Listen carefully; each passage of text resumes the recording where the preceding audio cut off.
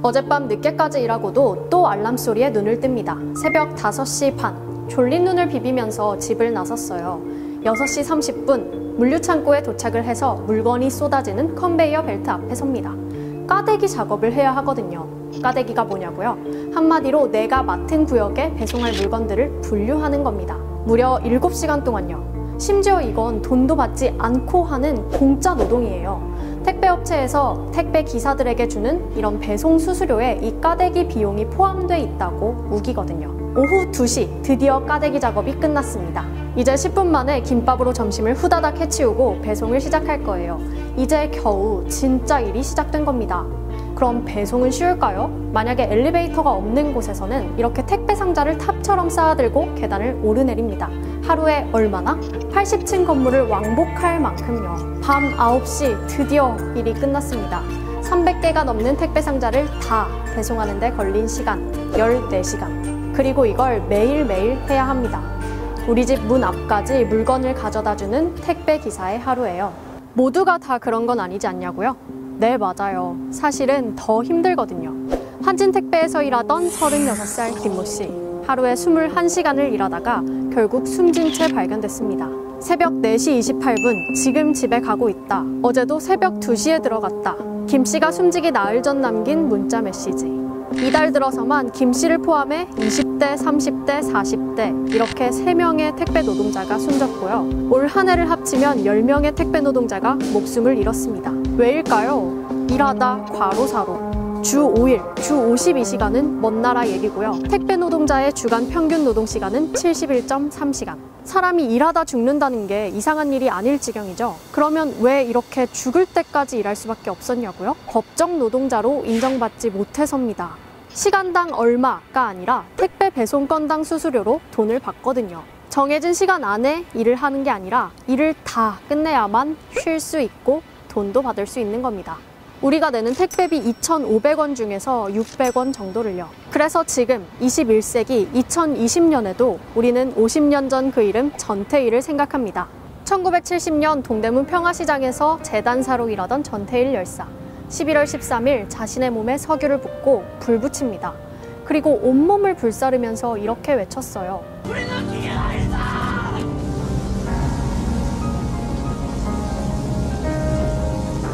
1960년대, 1970년대 섬유가 한국의 대표적인 수출 산업이던 때 그 화려한 겉모습 뒤엔 12살에서 17살 이 어린 나이 여공들의 노동 착취가 벌어지고 있었거든요. 작업장은 허리조차 펴기 힘든 2층 다락방이었고요. 각성제를 먹어가면서 하루에 14시간, 16시간씩 일했습니다. 한 달의 휴일은 단 하루. 근데 한 달 임금이 얼마였는 줄 아세요? 1,800원. 그때 짜장면 값이 140원 정도였거든요. 그러니까 한 달을 죽도록 일하고 짜장면 10그릇 값을 손에 쥐었다는 거예요. 그 시절 벌어졌던 이 말도 안 되는 노동 착취에도 정부는 눈을 감았고 언론은 말이 없었어요. 한 청년의 비극적인 죽음이 있은 뒤에야 사람들은 이런 노동 문제에 조금씩 관심을 가지게 됐던 겁니다. 그런데 50년이 지난 지금 나아졌다고는 말하지만 누군가는 너무 많은 일을 하다가 목숨을 잃고 있어요. 언론은 이 책임에서 자유로울 수 있을까요? 택배 노동자의 과로사를 아예 보도조차 하지 않는 언론사들도 있거든요. 일하다 죽지 않을 권리. 사실 이건 택배 업계만의 문제가 아닙니다. 지금도 우리나라에선 하루에 1명이 떨어져 사망하고 사흘에 1명이 끼어서 숨지거든요. 여러분, 이 노래를 들어봐 주세요. 2010년 당진의 한 철강 업체에서 일하다가 펄펄 끓는 쇳물에 떨어져 숨진 29살 김모 씨. 그리고 당시 댓글로 올라온 시 한 편, 그 쇳물 쓰지 마라. 10년이 흐른 지금 가수 하림 씨가 이 시를 노래로 만들었어요. 아마도 우리가 노동자들의 죽음을 기억하길 바랐을 겁니다. 마녀의 청년이 사그라졌다.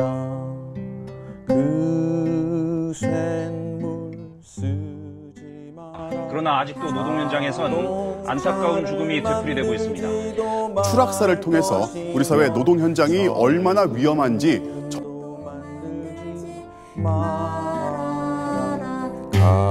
가로등도 만들지 말 것이며 못을 만들지도 말 것이며 바늘도 만들지 마라.